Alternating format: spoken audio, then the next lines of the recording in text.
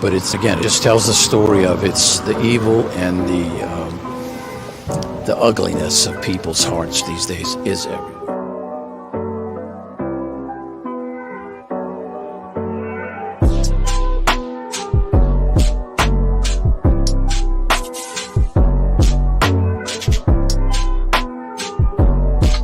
This is Franky Rose's Think Tank.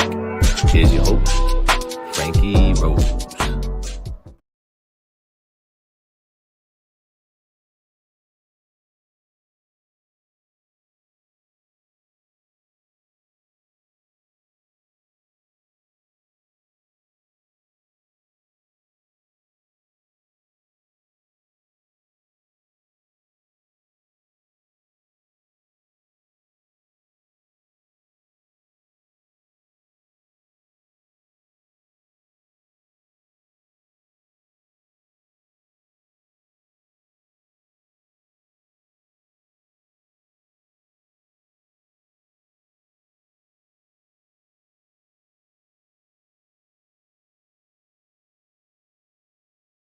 Oh, wow.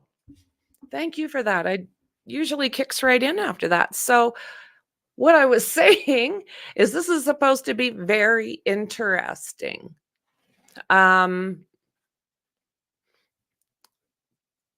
He's been charged now with the deleting of Maureen Brainard Barnes, who was the fourth girl in that grouping on the far side from where Shannon was eventually found. So let's hear what they have to say. It's supposed to be a good one.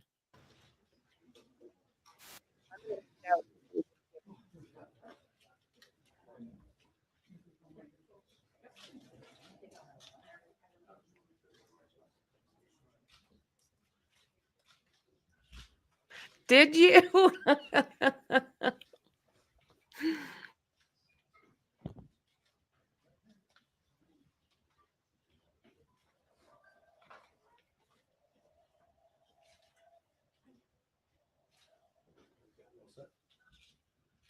Good afternoon, ladies and gentlemen. Thank you all for coming. I'm standing here with my law enforcement partners in the Gilgo Task Force to announce the indictment of defendant Rex Andrew Heuermann, 59 years of age. He's been arrested by the Suffolk County Police Department's homicide detectives, and he's been indicted in a grand jury presentation by the Suffolk County District Attorney's Office for the murders of Melissa Bartholomew, Megan Waterman, and Amber Costello. The investigation of Maureen Brainard Barnes is ongoing. These young women went missing between July of 2007 and September of 2010. They were found in December of 2010 by the Suffolk County Police Department, and then there was nothing, absolutely nothing. For the next 13 years, their cases went unsolved until today. When I took office in January of 2022, I made Gilgo a priority. I made Gilgo a priority before I took office. I met with the victims' families, some of whom I'm proud to have standing with us today, and I told them that we were going to handle this case differently. We were going to do it differently. And that when I showed up, you weren't going to see me calling the media and being on Gilgo Beach with a giant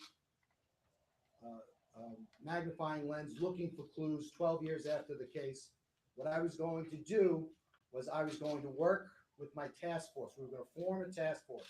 We were going to work with the Suffolk County Police Department. We were going to work with the Suffolk County Sheriff's Office. We were going to work with the New York State Police.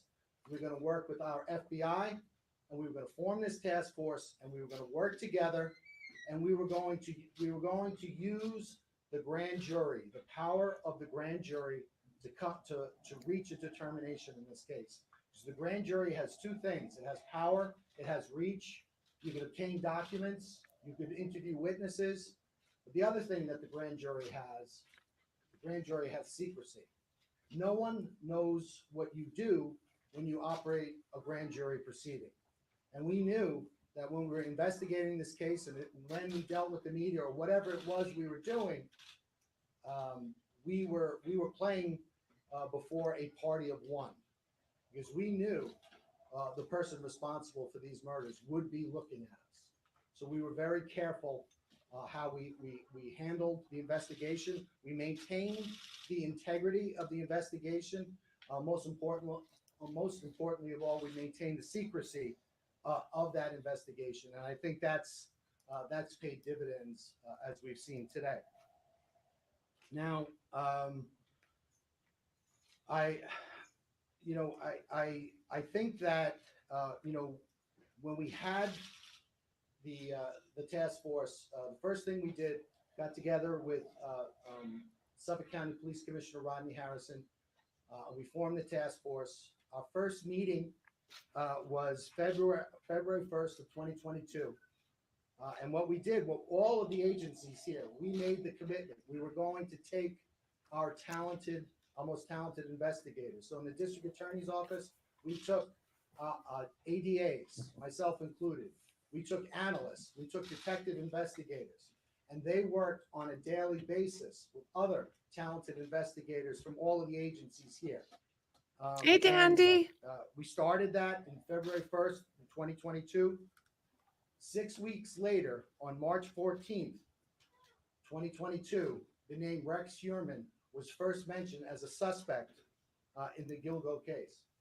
A New York State investigator was able to identify him in a database, and from that point on, we used the power of the grand jury, over 300 subpoenas and search warrants, looking into this individual's background to bring us to this day.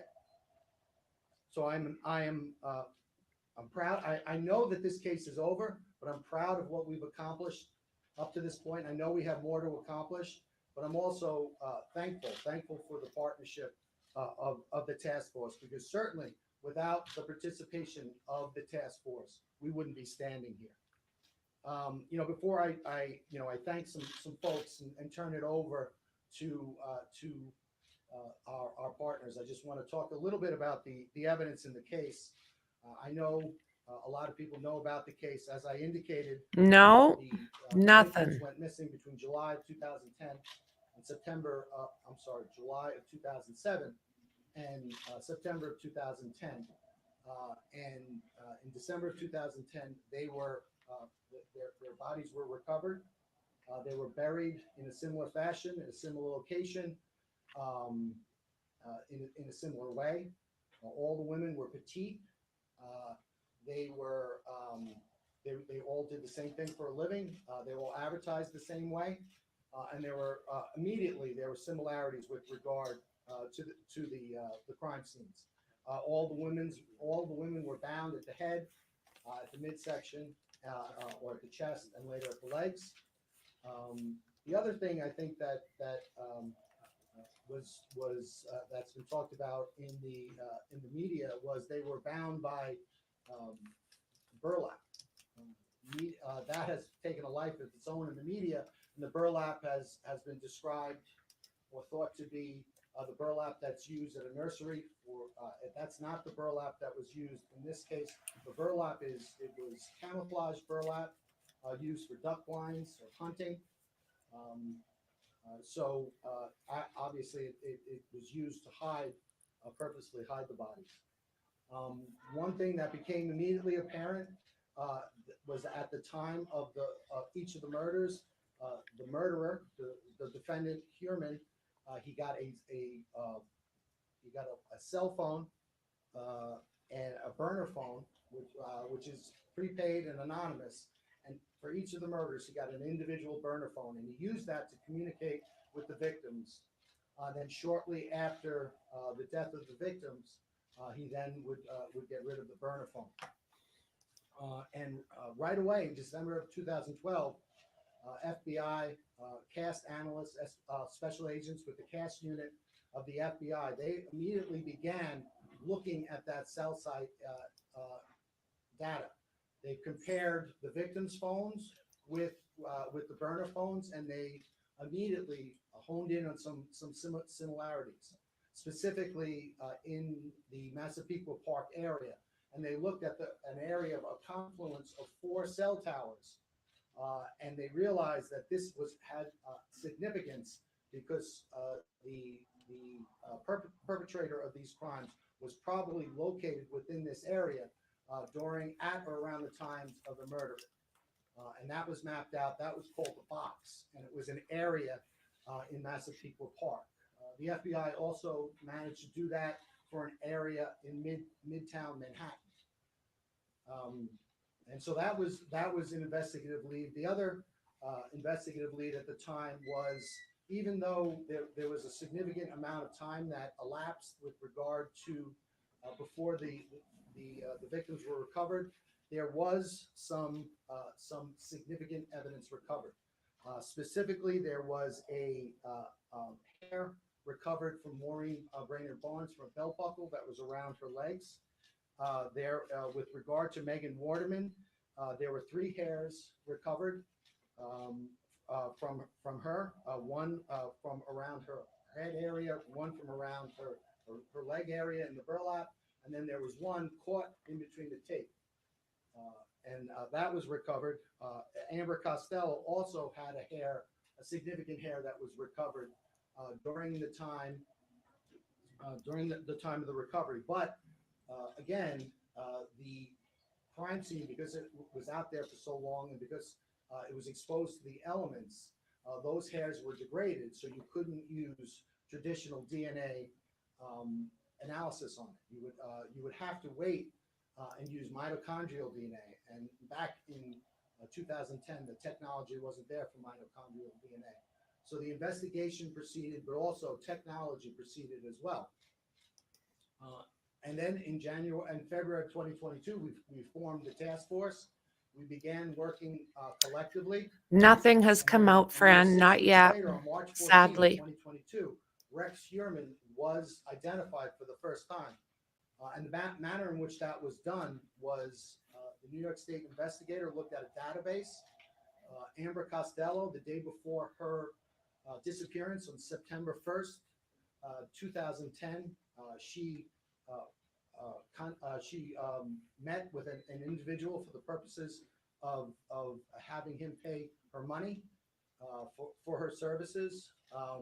But she involved herself in a ruse where once the individual gave her money, and other individuals came into the house, pretended to be significant others, confronted the individual with the purpose of making that individual uncomfortable, having him leave without retrieving his money. And that's exactly what happened. So that individual was identified as a person who was between 6'4". Don't forget to 6'6". subscribe, like, and It was share, a and large hit man, that thickly bell. built, not necessarily overly muscular, but just a naturally big person with glasses, white, and dark hair. Also of significance was that the fact that he was driving a dark-colored or black first generation Chevrolet Avalanche with a very unique feature that was between it's a pickup truck, so it was between the cab and the bed, and that was identified. Again, that was back in 2010. But it wasn't until March of 2022 that database was searched by the task force, and this individual was identified. That individual was Rex Heuermann, the defendant. And right away, there were some commonalities that came right to the fore. Rex Heuermann, 6'4", largely a large person, not necessarily muscular, but a very physically large person. He has glasses. He has the dark hair, and also a particular note. He owned at the time that first generation Chevy Avalanche. There was more. He lived at 105 First Avenue, which was located within that box area that the FBI first discovered in 2012. But there was more.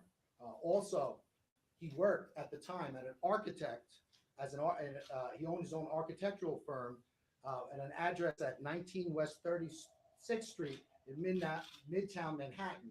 And that was also the area of interest that was identified by the FBI in 2012. Again, that was March 14th, 2022. Yeah.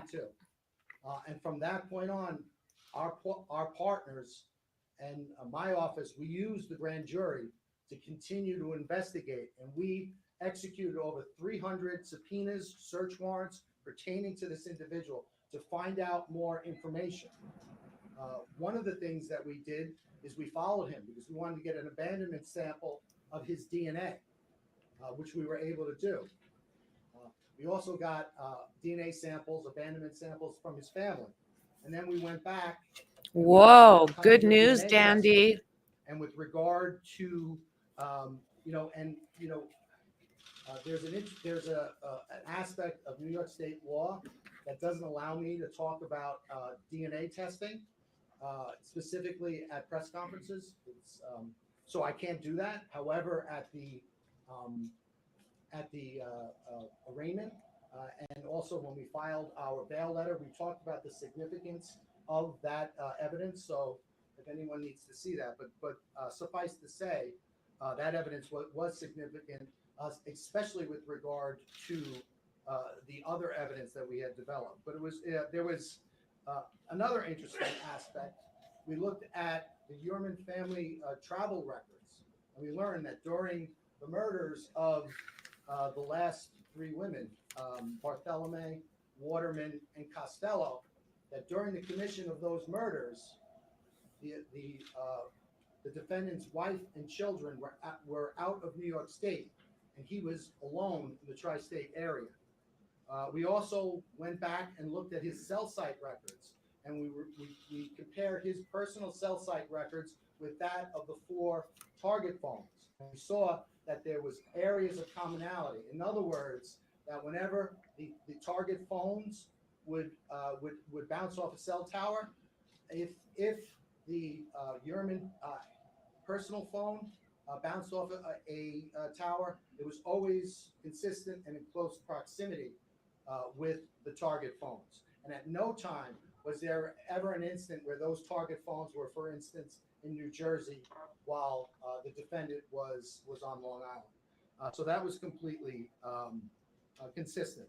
The other thing that we looked at was it's a busy year for cases of burner phones, and we followed, using the grand jury, using the great investigative help from our partners, we followed his use of burner phones. We were able to identify 7 separate burner phones that he used. We were able to use fictitious or fraudulent email addresses and get Google warrants, and from there we got his searches. Wow. We learned what the defendant was searching. In a 14-month period, he had over 200 searches pertaining to the Gilgo investigation. Not only was he looking at investigative insight, he was trying to figure out how is the task force using cell phones to try to figure out what's happening. What are the developments with regard to the task force? And this really supported our decision to keep our investigative focus secret, because we knew that this one person would be watching. We didn't want to give him any insight into what we were doing, and we also didn't want him to know just how close we were getting. So we maintained the grand jury secrecy, and we maintained the integrity of our investigation. In addition to those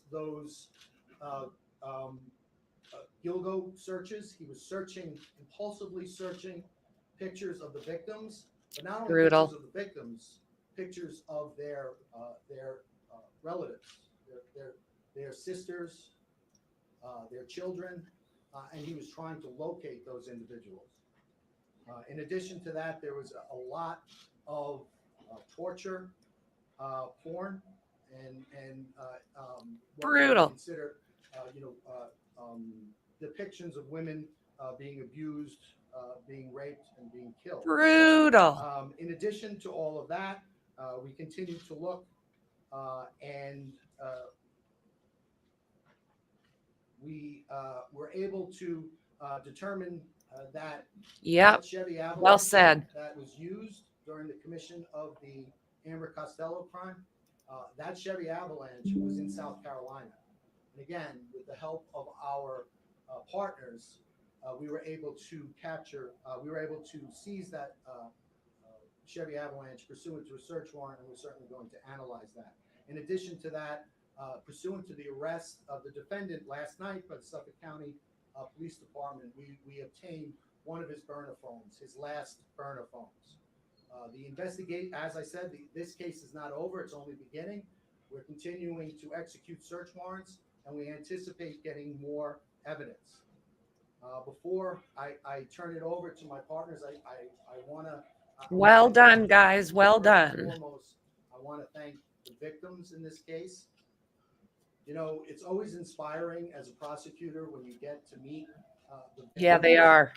And while sometimes our defendants could embody Pretty the very disgusting. worst of humanity, it seems that invariably our victims embody the very best of what it means to be human. And in this case, it was no Very different. cringe. I've gotten to know the families, and I'm inspired by them, and I'm impressed by their patience and by their dogged persistence in not only supporting their lost sisters or mother or daughter, but also really really standing for victims everywhere. So I want to thank them all so much, and I want to let them know that we're going to continue. These poor families. The next thing I want to do, I want to thank our partners. I want to thank Suffolk County Police Commissioner Rodney Harrison. We said it was a change, and when we talked about not going before the media, you see,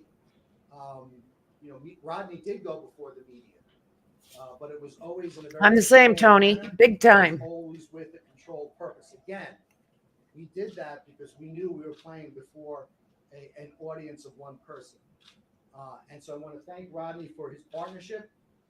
Most importantly, I want to thank Rodney for his integrity. I think in the past, the reason why these various investigations fell short was because there was a lot of outside influence. Chopper, good to see you. People who had nothing to do with the investigation, nothing to do with the investigation or any of the agencies that were actually. The next stream's going to be pretty good, guys. Hit that bell, subscribe. We're doing Karen Reed and attorney Melanie Little. We're streaming her video with the dog bite expert next. So I want to thank Rodney for that. And his whole team. I know that we have Suffolk County Homicide here. Kevin Byer, He sure did, Chopper. We've got Inspector Rowan. And I know that they've been around, and I know that they're here, and I know that they stand in the shoes of their past investigators. And I want to congratulate them, and I want to thank them for their partnership. Great job. Sheriff Errol Toulon. Everything I said about Rodney, I could say about Errol. Errol is an unbelievable partner. He was an unbelievable partner in this case. During the dependency of this case, and one of the reasons why we had to take this case down was we learned that the defendant was using these alternate identities and these alternate instruments to continue to patronize sex workers, which of course made us very nervous. But with the help of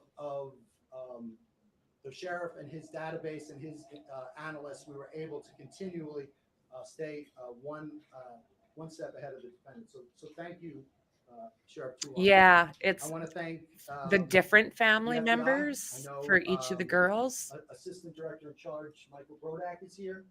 I want to thank his entire team. When you have the FBI, not only do you have tremendous resources and insight, whether it's the behavioral sciences unit, whether it's CAST, whether it's CART, which is their computer unit, but you also have the ability to seize a car in South Carolina. I can't seize a car in South Carolina, the FBI. So thank you for that. And thank you for your partnership. And thank That's a you good for question. your willingness to work with us. I want to thank the New York State Troopers. I know Major Udis is here and his team.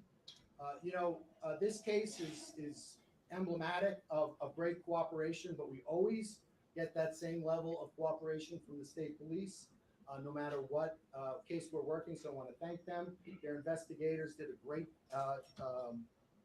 great work on this job and in this case, and we couldn't have done it without them. Lastly, I want to thank Nassau County Police Commissioner Pat Ryder. I don't know if he's here. Did he make it? This case, as I said, spans 13 years, and during that time, Pat Ryder has been our neighbor to the west. When it started, I think he was a sergeant, detective sergeant, uniform sergeant, but whatever. Whenever we needed something to be done, or whenever the task force needed something to be done, Pat Ryder would do it, and he would do it quietly, without much fanfare, and we know he would keep the confidentiality of our grand jury and our investigation. So I want to thank him for that. And with that, I will turn it over to Commissioner Rodney Harrison.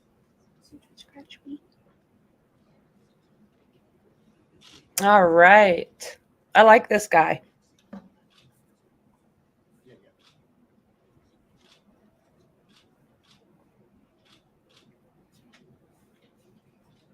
He got everything moving. Good afternoon. Today is a good day. Today is a good day.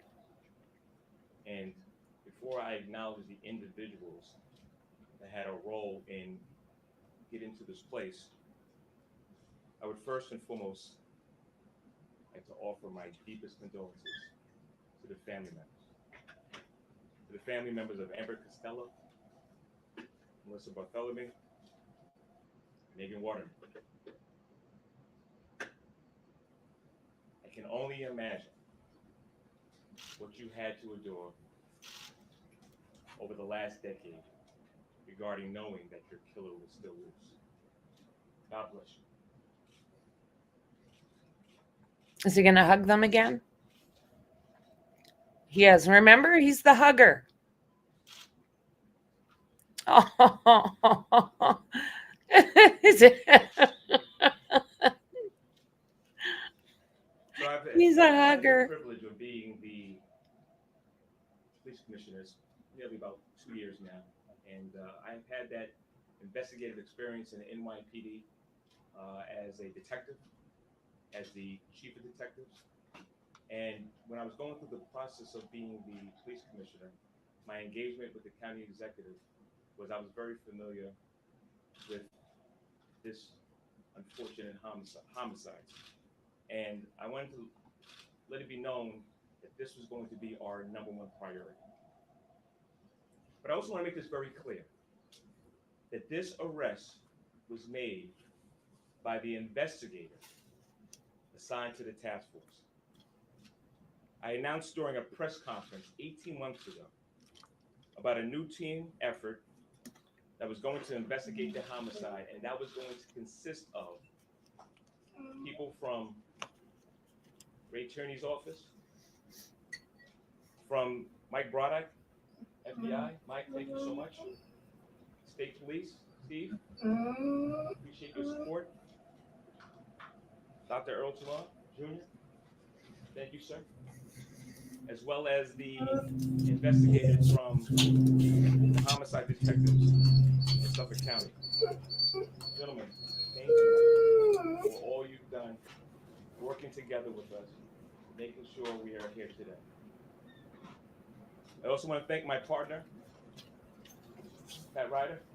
Pat, good seeing you, man. And former NYPD Police Commissioner, Keyshawn Sewell, for providing resources to assist in the investigation that brought us here today. You can hear her. One of my first acts was to survey the scene. When I first got assigned as a police commissioner, me and Kevin Breyer went over to Gilboa Beach. She wants me to hold her hand. When I first met Kevin, Go figure. He broke the whole case down and where we stood. He knew the case like the back of his hand. He worked tirelessly in this case. Kev was in charge of overseeing the task force since its creation, and you did a phenomenal job, Kev. Thank you. So there's something that I learned from a former NYPD police commissioner, James O'Neill, Oh, Daddy. which is in order to fight crime or to solve investigations, you have to make sure you're working with your law enforcement partners. The blueprint in making this arrest was a whole team effort. Everybody left their egos at the door and made sure that they brought the knowledge and the resources to this investigation. Now, Fresh eyes on this American. case and the resiliency of our investigators allowed us to identify Rex Heuermann. Ladies and gentlemen, Rex Heuermann is a demon that walks among us, a predator that ruined families. Mm-hmm. If not for the members of this task force, He's a monster. he would still be on the streets today. Evil However, to the even core. with this arrest, we're not done. There's more work to do in this investigation regarding the other victims of the Gilgo Beach bodies that were discovered. I'm going to encourage anybody that still has information, call our Crime Stoppers hotline, 1-800-220-TIPS. I want to recognize my Chief Detective, John. Thank you. You're not going to hug Great work. him? Deputy Police Commissioner Anthony Carter, both of you who provided Go hug them. update information regarding the case, and let it be known if there was any resources that you brought it to my attention. It's Pam. Since the discovery of the first victim, there's been a lot of scrutiny and criticism regarding how this investigation was handled. I will tell you this, the investigators were never discouraged. They continued and uncovered evidence and followed leads. They never stopped working and will continue to work tirelessly until we bring justice to all the families involved. Last but not least, I'm going to thank my predecessors that came before me, the work that they did. I want to thank them for really laying the foundation that helped us get to here today. Well, they're not talking about our Pickle Park friend.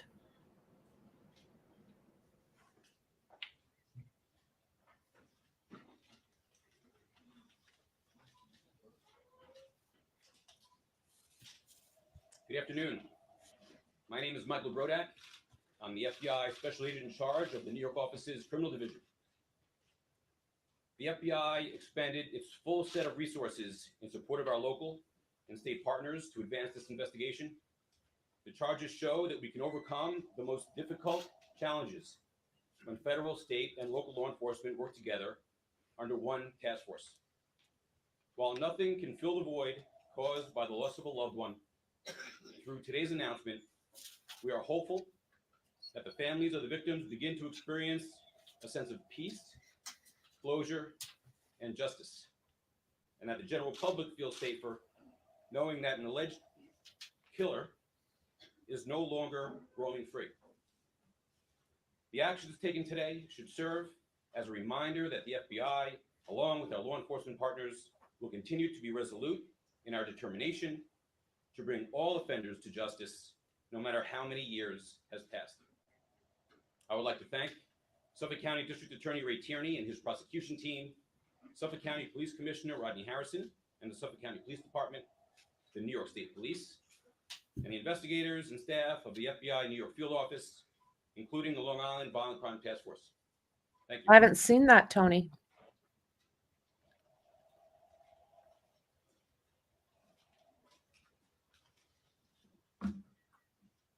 Good afternoon. My name is Dr. Errol D. Toulon Jr., and I'm the Sheriff of Suffolk County. I would profoundly like to thank the District Attorney and the Police Commissioner for including me not only here today, but for including the Suffolk County Sheriff's Office and recognizing the importance of jail intelligence.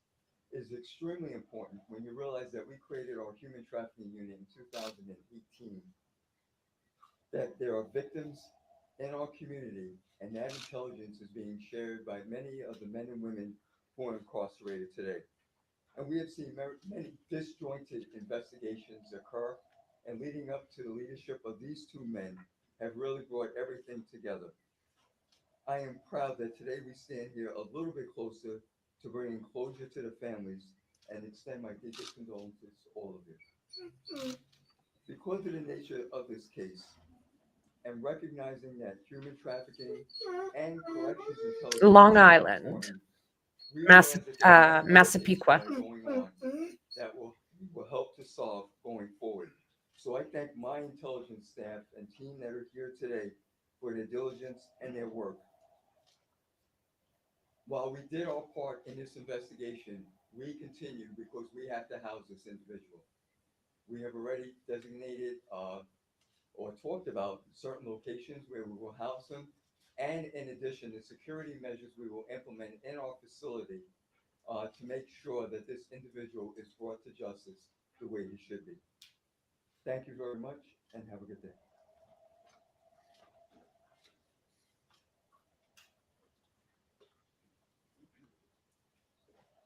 Good afternoon.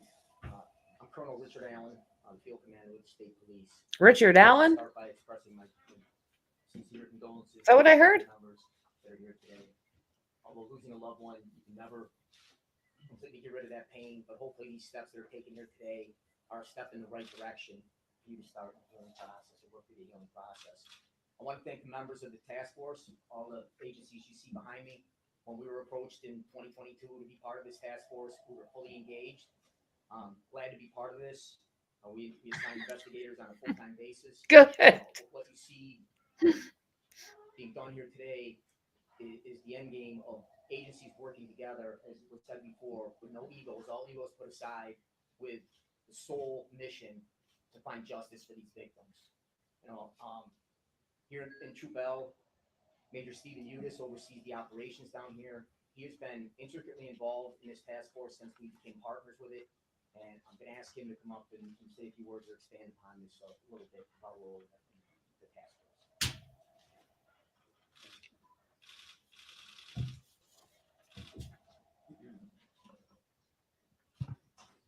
Thank you, Colonel.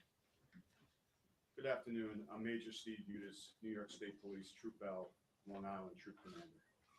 I'd like to take this opportunity to start off by acknowledging the DA, Ray Tierney, and Commissioner Rodney Harrison for having the vision to see that forming a task force might breathe new light into this investigation. The state police were asked in early 2022 to join this task force, and once requested, we were more than willing to do so. We were also very pleased that we were able to make some very meaningful contributions in this case to help propel it forward. I'd like to take this opportunity to thank all of the task force members from the different agencies and congratulate them on a job well done. I got your hand.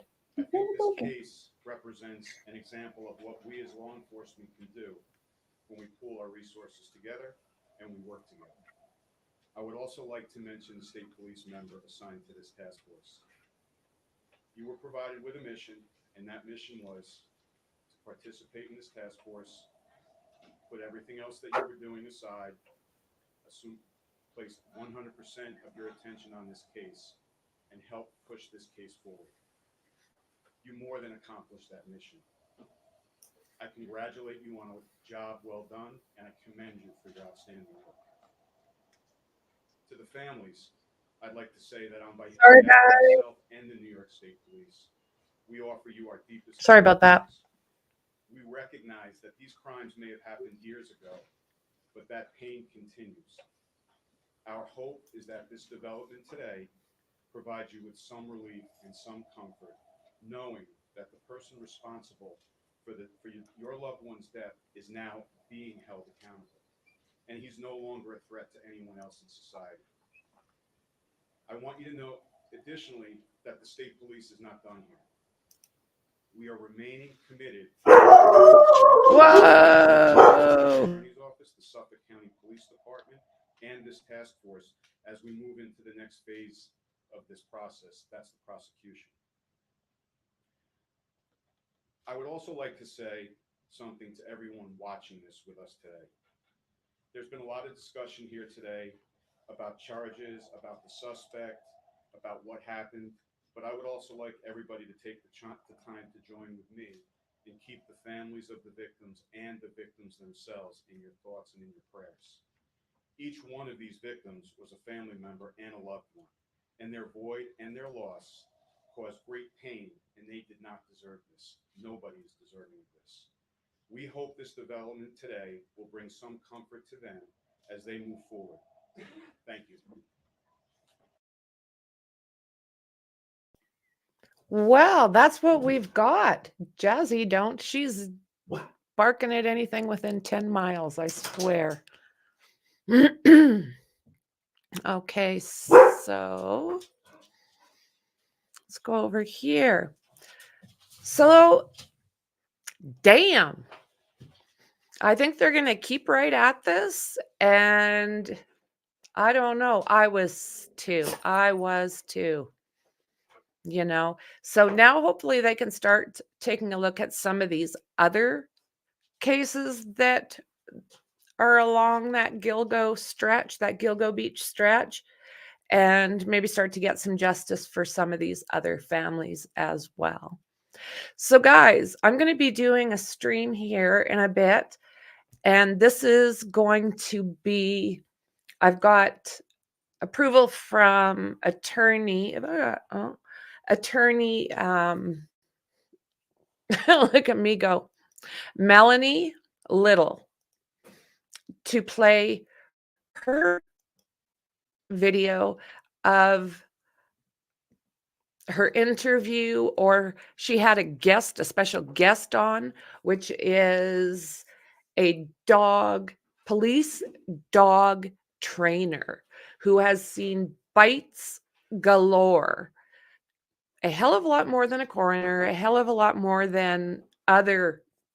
So yeah, I'm going to be setting that up right away. And I hope to see you there. Thank God they've got Rex Heuermann. I don't know what else to say. He is in so much shite. But you know what? Let's get him for more. If there's more, let's get him. So guys,